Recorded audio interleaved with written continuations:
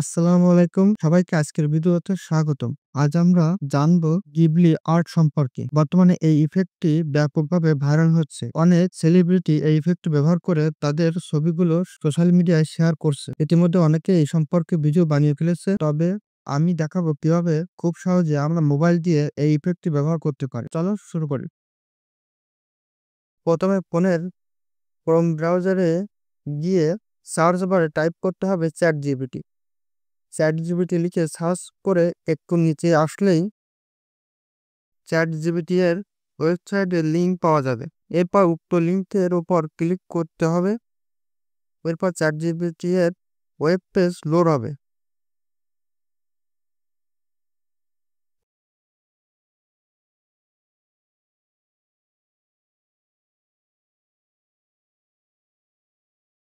Web page load হওয়ার পর একটু নিচের দিকে এসে অ্যাটাচ অপশন পাওয়া যাবে। উক্ত অ্যাটাচ অপশনে ক্লিক করতেই লগইন এর অনুমতি চাইবে।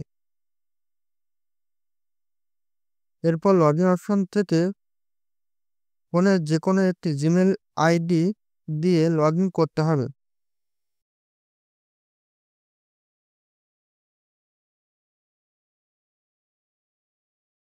এরপর অ্যাটাচ মেনুতে ক্লিক করলে আপলোড ফাইল অপশন আসবে।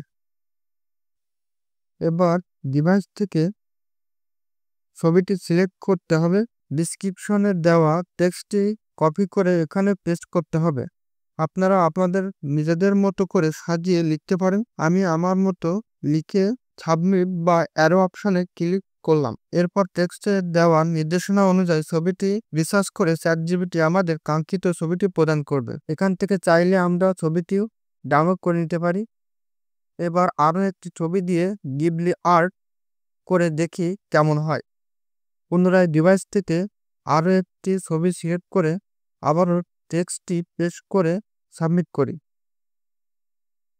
কিছুক্ষণ ছবিটি অ্যানালাইসিস করে কাঙ্ক্ষিত ছবিটি প্রদর্শিত হবে। এভাবে আমরা খুব সহজে মোবাইল দিয়ে গিবলি আর্ট কার্টুন তৈরি করতে পারি।